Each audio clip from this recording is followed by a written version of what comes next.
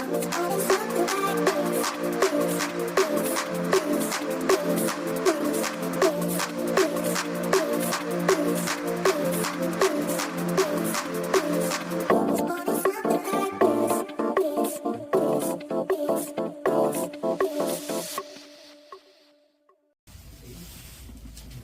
कपटियों और शास्त्रियों, रुक जाओ निकाल लें बस।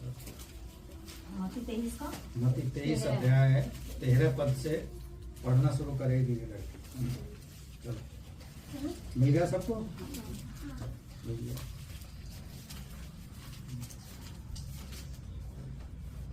मिल गया आपको कि नहीं? 23 का 13।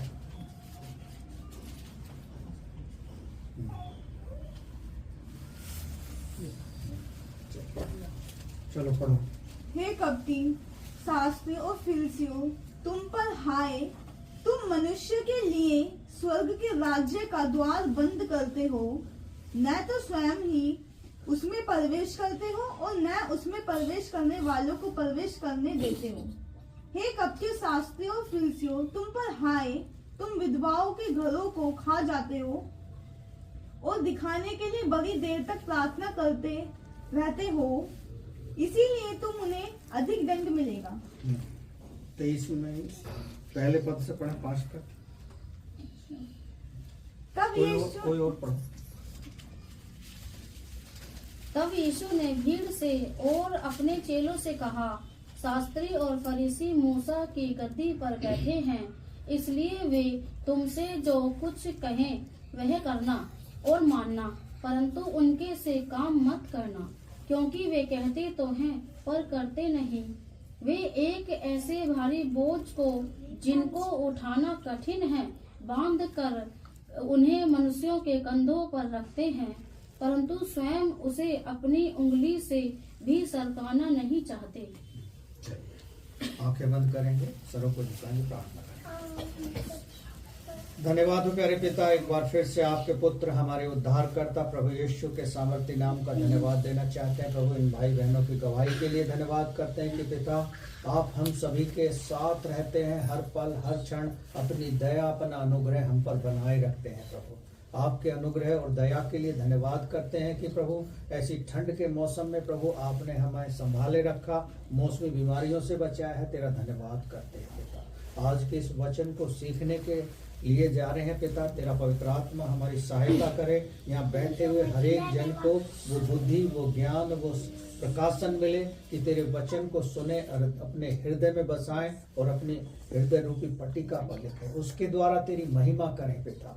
जिस तरह आप हमें प्यारे प्रभु वचन सुनने में सहायता करते हैं, उसी तरह सीखने में भी आपका पवित्र आत्मा हमारी सहायता करे, बुद्धि समझ दे, वचन का प्रकाशन दीजिए, हर एक की सहायता कीजिए। जो नहीं आए हैं प्रभु उनको जगाइए, क्योंकि वचन कहता है जागते रहो, प्रार्थना करते रहो, ताकि परीक्षा में ना पड़ जाओ। सचमुच प्यारे प्रभु जागते रहने के लिए तो हमारी सभी की सहायता कर। आज के इस समय को आपके हाथों में सौंपते हैं। अब तक आराधना में जय दी है, तेरा धन्यवाद करते हैं।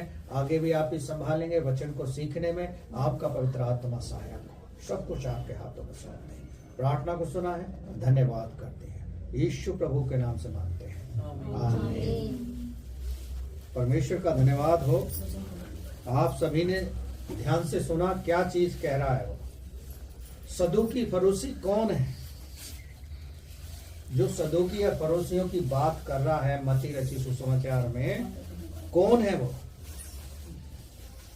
वो कहां बैठे हैं? मूसा की दी हुई गद्दी पर बैठे हैं, मूसा की व्यवस्था का पालन कर रहे हैं। और वचन साफ कहता है कि वो लोग क्या करते हैं, ना तो खुद प्रवेश करते हैं स्वर्ग के द्वार में, ना लोगों को करने देते हैं, लोगों को भी रोकते हैं। कैसे रोकते हैं? सभी को पता है कि कैसे रोकते हैं लोग। शैतान जब हमारे अंदर काम करता है तो किनके द्वारा करता है? बहुत सारे संसार में सदूकी फरीसी हैं, हमारे आसपास भी हैं, हो सकता है हमारे घर में हो, हमारे आस पड़ोस में हो, हमारे रिश्तेदारों में हो।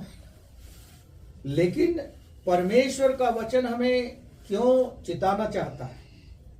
सदूकी फरीसी सम्मान चाहते हैं, आज भी लोग संसार में क्या करते हैं, सम्मान ही चाहते हैं।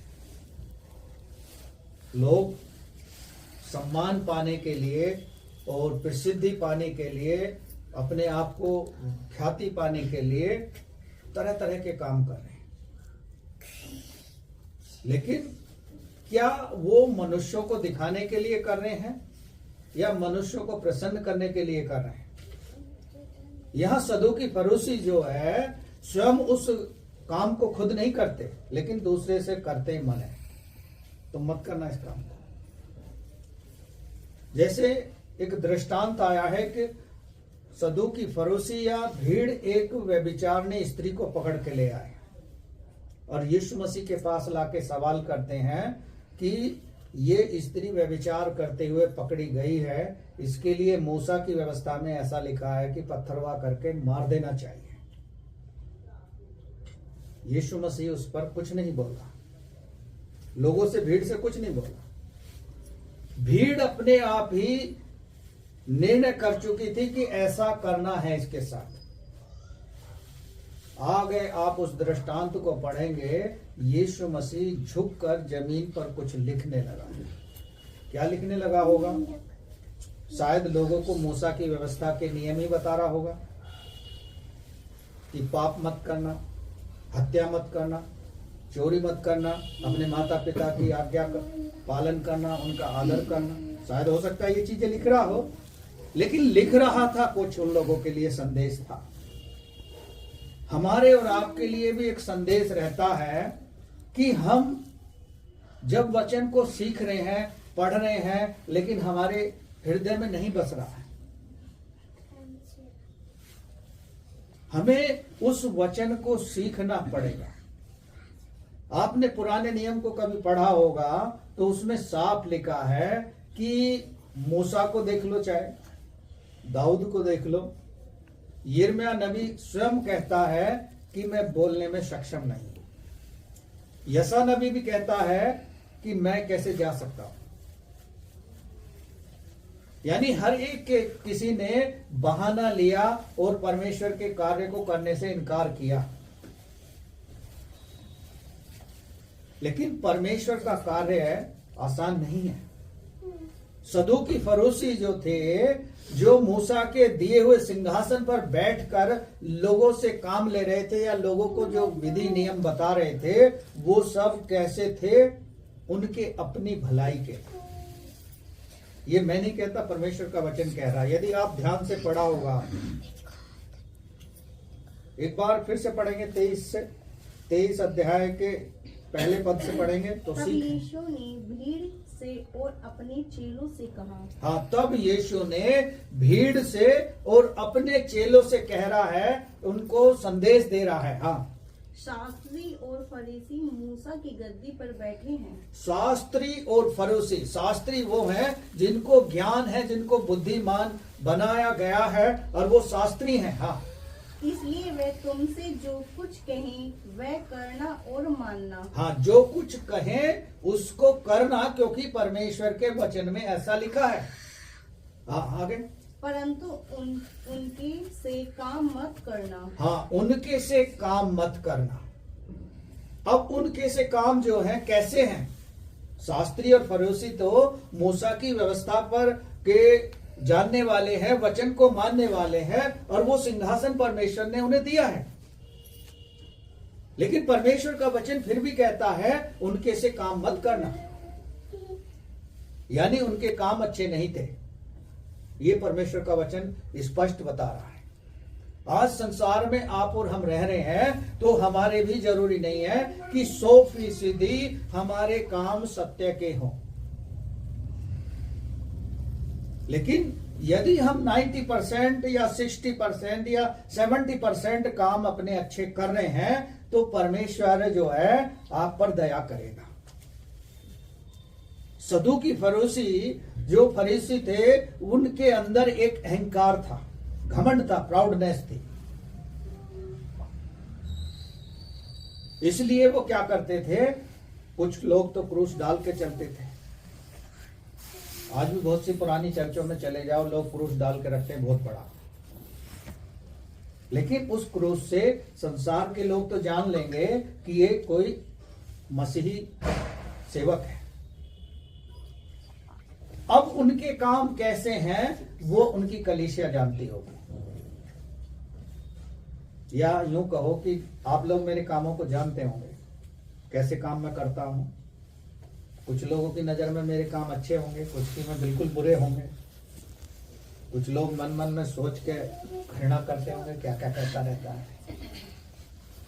लेकिन यहां सदूकी फरीसियों के जैसे काम करने के लिए परमेश्वर का वचन मना कर रहा है, क्योंकि वो जो काम करते हैं वो खुद नहीं करते। और लूका रची सुसमाचार आप पढ़ोगे, वहां लिखा है साफ साफ कि लोटा जो होता है, बर्तन जो होता है जिसमें लोग पानी पीते हैं, पंडित लोग ज्यादा इस्तेमाल करते हैं लोटे का, उसी में हगने चले जाएंगे पानी लेकर, उसी को धोकर पी लेंगे। लेकिन अंदर से उसे मांजते हैं या नहीं मांजते वो खुद जानते हैं। लेकिन यहां परमेश्वर का वचन हमारे हृदय रूपी लोटे की बात कर रहा है। हमारे हृदय में क्या भरा है? उस लोटे में तो गंदगी जमी है, लेकिन हमारे हृदय में भी कुछ ऐसी ही गंदगी जमी है। वो गंदगी है तरह तरह की सोच विचारों की, जल्स रखने की, घृणा करने की, क्रोध करने की, झूठ बोलने की और व्यभिचार करने की। वहां उससे बात कर रहा है। जहां वो स्त्री व्यभिचार करने वाली पकड़ी गई थी, वहां यीशु मसीह लिख रहा था, लेकिन किसी ने उस पर पत्थर मारने की जरूरत नहीं की, क्योंकि सब लोग चले गए। जो व्यभिचार उसके साथ कर रहा था वो भी मौजूद था। स्त्री से यीशु मसीह ने पूछा, क्या किसी ने तुझ पर दंड की आज्ञा लागू नहीं की? उसने कहा किसी ने नहीं किया। उन्होंने कहा मैं भी नहीं करता, जा तेरे पाप क्षमा हुए। यीशु मसीह ने जो उसके पास आया, एक बार कह दिया तेरे पाप क्षमा हुए, और किसी किसी को चिताया भी कि फिर से पाप मत करना। 12 वर्ष से जो स्त्री को लहू बहने की बीमारी थी, यीशु मसीह के आंचल को, वस्त्र को छुआ, उसका रोग ठीक हो गया। और जब यीशु मसीह के पास वो पहुंच गई तो यीशु मसीह ने उससे क्या कहा? तेरे विश्वास ने तुझे चंगा कर दिया, लेकिन फिर से पाप मत करना, फिर से पाप मत कर। क्या वो पाप करने से रुक गई होगी? कभी ना कभी तो हमारे जीवन में गलती होती है। उस गलती को हम कैसे क्षमा मांग लें? आज भजन संहिता पढ़ा ना 6 नंबर का, उसमें राजा दाऊद कहता है, मैं प्रति रात को अपने बिछोने पर अपने गलती और अपराधों को याद करके, स्मरण करके अपने बिस्तर पर आंसू बहाता। शायद हम में से, आप में से कोई ऐसा नहीं करता होगा, या करते भी होंगे। लेकिन हमें पूरे दिन भर के पाप याद रहते हैं। राजा दाऊद एक जगह भजन संहिता में कहता है, मेरा पाप निरंतर मेरी दृष्टि में, मेरे सम्मुख रहता है। कई बार हम पाप कर देते हैं, वो हमारे सामने बना रहता है, एक हेडेक के तौर पर हमें परेशान करता रहता है। लेकिन जब पाप करने का इंसान आदी हो जाता है, तो फिर उसके अंदर कोई हेडेक नहीं रहती।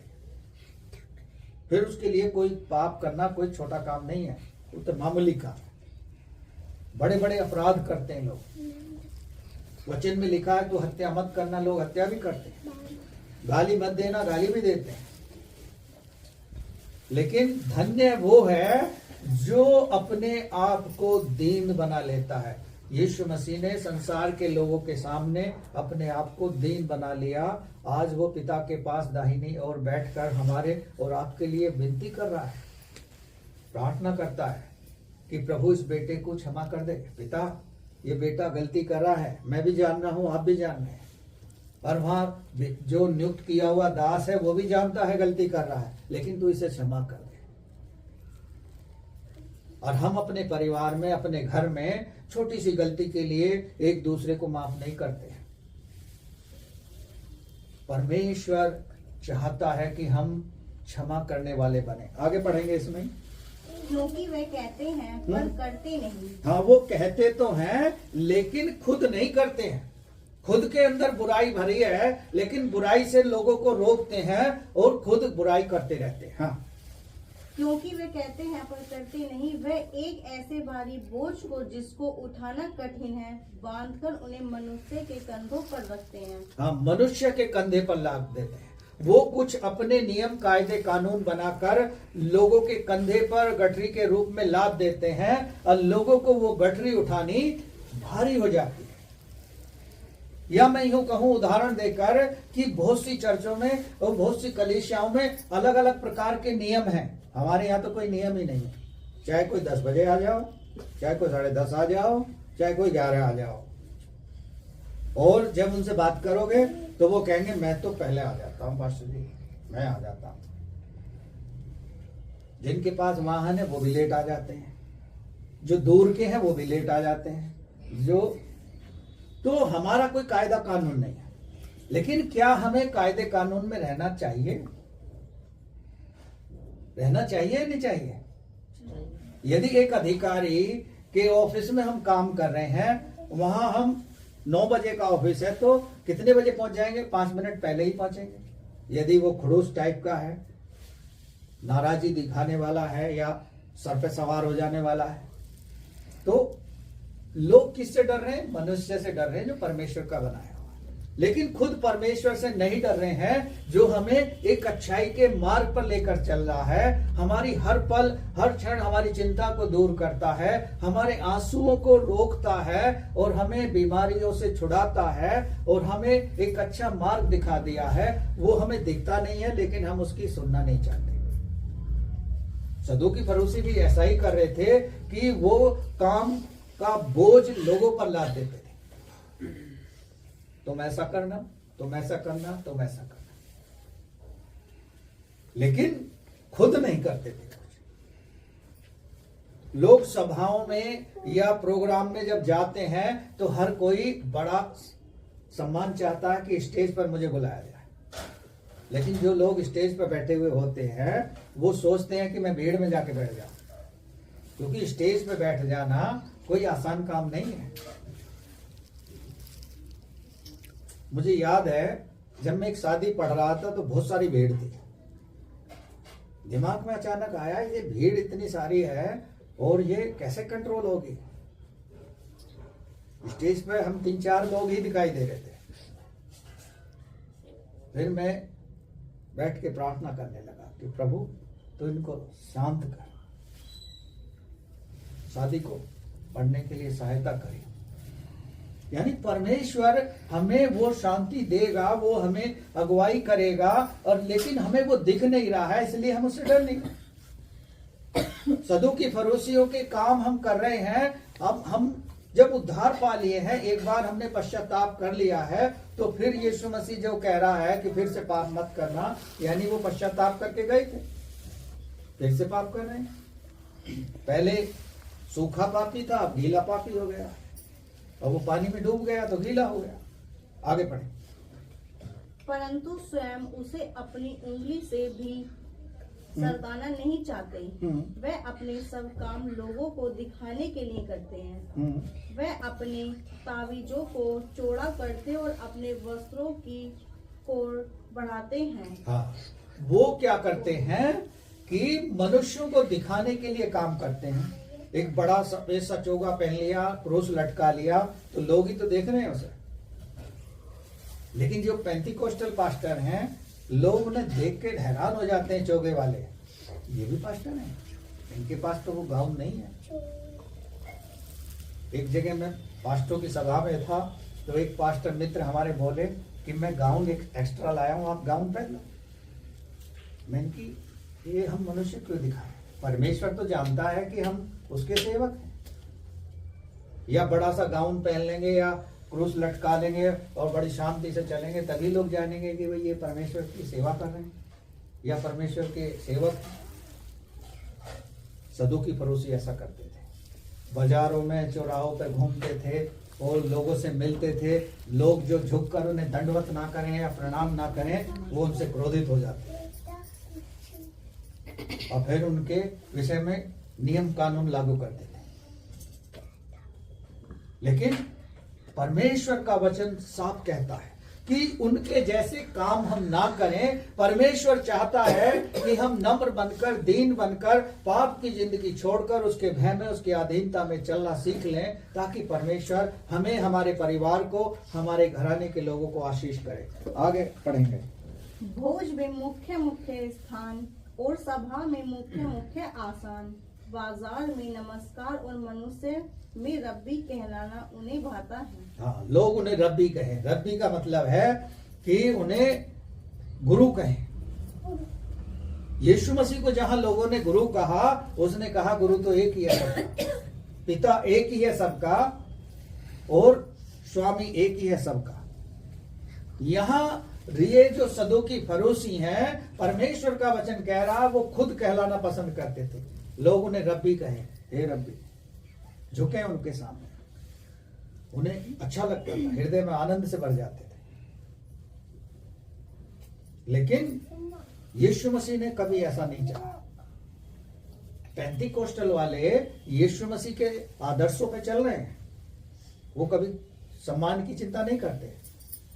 किसी भी परिवार में जाएंगे, कोई सम्मान दे ना दे, उन्हें परमेश्वर का काम करना है, अच्छी बात है, क्योंकि परमेश्वर उन्हें स्मरण दिलाएगा कि ये मेरा चुना हुआ सेवक है, इसको मैंने चुन के रखा है, तुम्हारे ऊपर ठहराया है, इसकी सुनो। जब यीशु मसीह के चेले उसके साथ थे और जब वो बपतिस्मा लेकर तैयार हुआ और सेवा करने लगा, तो एक आवाज आई ना, ये मेरा प्रिय पुत्र है, इसकी सुनो। वो क्या आवाज थी? वो हम सबके लिए एक संदेश था। जब पिता की ओर से भेजा हुआ यीशु मसीह, जो गुरु हमारा आपका पिता था, जो हमें शिक्षा देकर गया, इसकी सुनो। हमें उस चरवाहे की सुननी है। यहां सदूकी फरीसी क्या करते हैं कि खुद मुख्य मुख्य स्थानों में बैठना चाहते हैं, लेकिन यदि आप उन्हें नहीं बैठाओगे तो वे फिर कभी तुम्हारी सुनेंगे नहीं। आज भी बहुत से पासवान ऐसे हैं, उन्हें थोड़ी सी तवज्जो मत दो तो सीधा वार करते हैं। मैं जब पास्टरों के बीच में होता हूं तो ज्यादातर जो मेरे परिचित हैं, मैं सबको जाके खुद जय मसीह की करता हूं। ये अवसर नहीं देता कि वो लोग करें, क्योंकि प्रभु का नाम लेना अच्छी बात है। जय मसीह की कर रहे हैं, इसका मतलब प्रभु का हम नाम ले रहे हैं, प्रभु की महिमा कर रहे हैं। लोग तो मिल जाते हैं रास्ते में, जय मसीह की भी नहीं करते, चुप निकल जाते, ऐसे करते। क्यों? क्योंकि वो जय मसीह की नहीं करना चाहते। लेकिन हम कर रहे हैं, परमेश्वर की महिमा कर रहे हैं, अच्छी बात है। यहां सदूकी फरीसी तो बिल्कुल यही चाहते थे, लेकिन परमेश्वर का वचन ये चाहता है कि हम उनके जैसे ना बने, ना उनके जैसे काम करें। हम वो करें जो यीशु मसीह हमें सिखा कर गया। आएंगे 13 पद में, यहां भी सीखेंगे। हे कपटी शास्त्री और फरीसी, तुम पर हाय। हाँ, हे कपटी, यानी वो कपट के भी काम करते थे। हे कपटी शास्त्री हो, तुम पर हाय। तुम मनुष्य के लिए स्वर्ग के राज्य का द्वार बंद करते हो। हाँ, मनुष्य के लिए। जब हम विश्वास में मजबूत थे, जब हम प्रार्थना कर रहे थे, जब हम लगातार संगति कर रहे थे, अचानक कोई ऐसा व्यक्ति आया, अरे इतने दिन जा रहे हो, तुम्हें कुछ मिला भी, कुछ फायदा भी हुआ वहां? वो शास्त्री फरीसी, क्योंकि आपके रास्ते में अचानक आकर खड़े हो गए और आपको अब ऐसा उपदेश दे रहे हैं जिसकी ओर आप कान लगाना शुरू कर दो कि हाँ, ये बात तो सही कह रहा है। जाते हैं, आते हैं, चले जाते हैं, सुनते हैं। लेकिन यदि आप गिनोगे, एक गीत गाते हैं, गिनो बरकत गिनो नाम बना, और हैरान तुम होंगे देखकर उसके काम। जब वो हमारे जीवन में काम करता है तब हम हैरान हो जाते हैं। जिस काम को डॉक्टर नहीं करते, उसको परमेश्वर एक पल की प्रार्थना में हमारे काम को कर देता, तब हम हैरान होते हैं। जिसको कोई ठीक ना कर सकता, उसे परमेश्वर कर देता है। किसी भी प्रकार की बीमारी क्यों ना हो, परमेश्वर एक पल में ठीक कर देता है, यदि उसे विश्वास है। हालेलुया। हालेलुया। यहाँ सदूकी फरीसी क्या कर रहे हैं कि वो वचन कह रहा है हाय उन पर जो कपटी हैं, जो कपट से काम करते हैं। कलीसिया में भी कपट करने वाले लोग होते हैं। अरे पास्टर तो यही उपदेश देता रहता है, दशमांश दशमांश दशमांश। वचन में लिखा है, उसको उपदेश देना जरूरी है। वो जागरूक नहीं करेगा तो कैसे? लोग वचन को पढ़ते हैं लेकिन समझते नहीं है, सीखते नहीं है। जैसे लूका में लिखा है कि जागते रहो, प्रार्थना करते रहो कि परीक्षा में न पड़ जाओ। ये उसके लिए भला है जिसके लिए पढ़ रहा है। वो यदि सो जाएगा तो उसे कैसे पता लगेगी रात को सोया, दिन कब निकला, दोपहर कब हुई, शाम कब हुई? वो तो सोता ही रहेगा। मम्मी अच्छी है तो नाश्ता भी दे रही है, लंच भी दे रही है, डिनर भी दे रही है, बेटा सो जा, शाबाश, रजाई तान ले, मैं हूं तेरे साथ। बच्चा अपने आराम से खर्राटे मारा, डबल खर्राटे। एक खाता होगा खर्राटे का, कोई चोर घुसेगा नहीं, क्योंकि सोचेगा ये आदमी कभी भी जग सकता है। खर्राटे वाला जग जाता है कभी। तो परमेश्वर का वचन साफ कह रहा है, हमें सीखना चाहिए। आगे बढ़ना। न तो स्वयं ही उसमें प्रवेश करते हैं और न उसमें प्रवेश करने वालों को प्रवेश करने देते हैं। हाँ, वो स्वयं तो जा नहीं रहे उस दरवाजे में, उस स्वर्ग की यात्रा में। उस स्वर्ग को पाना खुद तो चाहते नहीं है, खुद तो अपने कर्मों से, अपने कामों से उससे दूर हो गए हैं। अब लोगों को भी दूर कर रहे हैं, वो लोगों को भी दूर कर रहे हैं।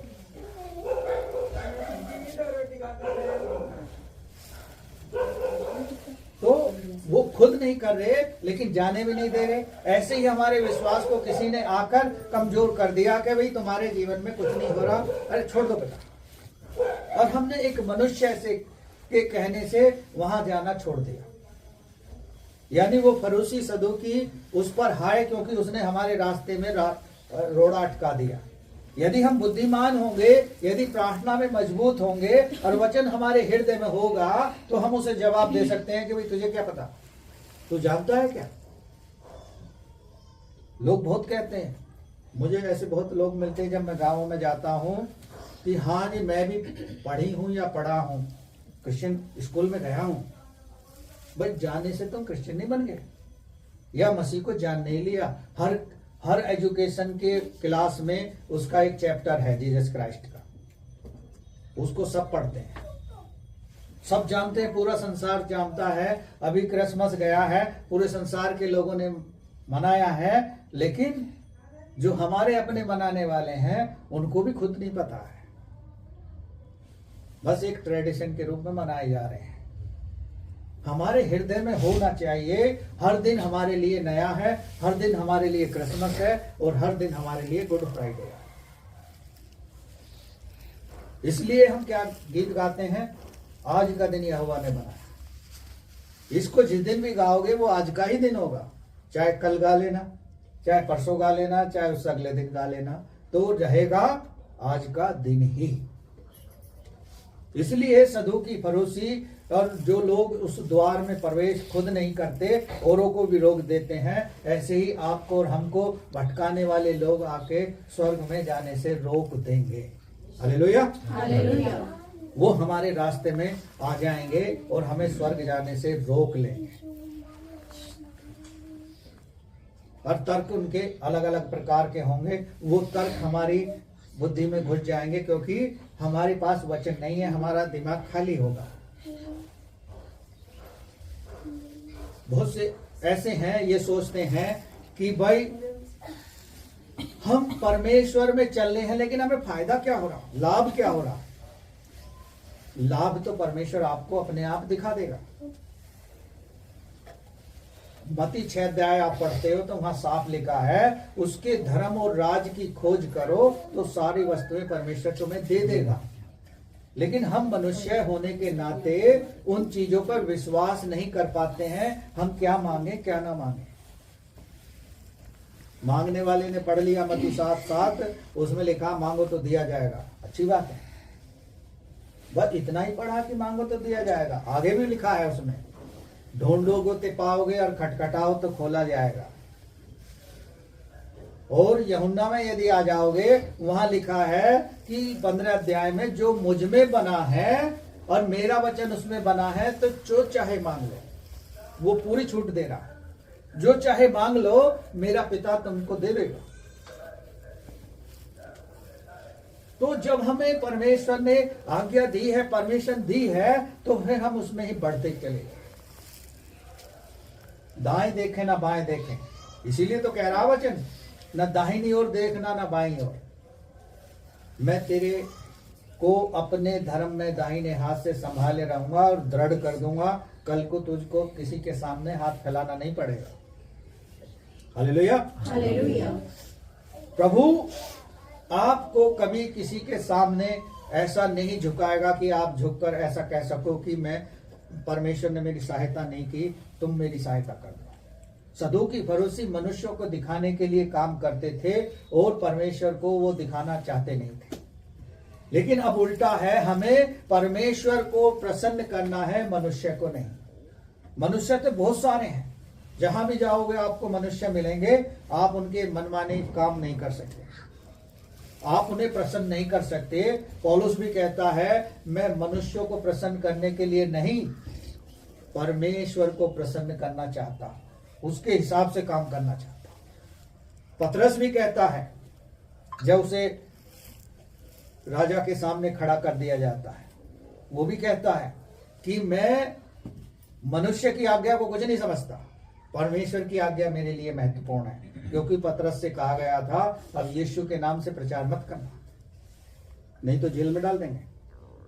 उसने कहा, सुन ले राजा, मैं तेरी आज्ञा से ज्यादा महत्व नहीं रखता, मैं महत्व रखता हूं परमेश्वर के लिए।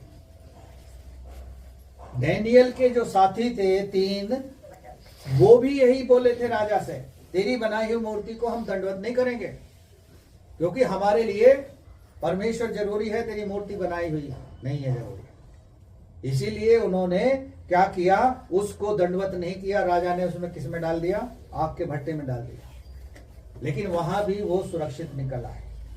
तब राजा जान गया कि इनका ही सच्चा परमेश्वर है, ये तो कुछ भी नहीं।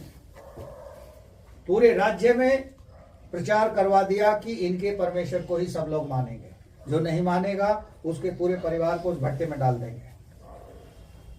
यदि वो डर जाते या हट जाते या सदूकी फरीसियों की तरह हो जाते, तो परमेश्वर कभी इतना बड़ा काम नहीं करता। हालेलुया, वो हमारे और आपके द्वारा काम करना चाहता है।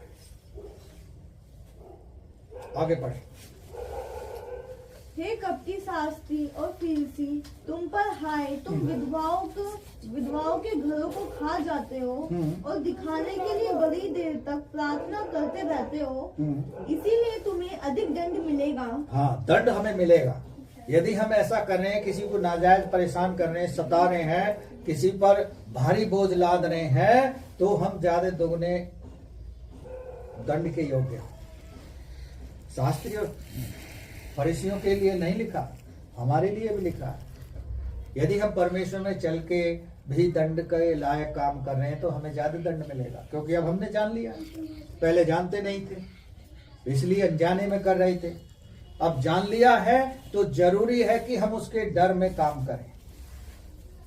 आगे पढ़ें।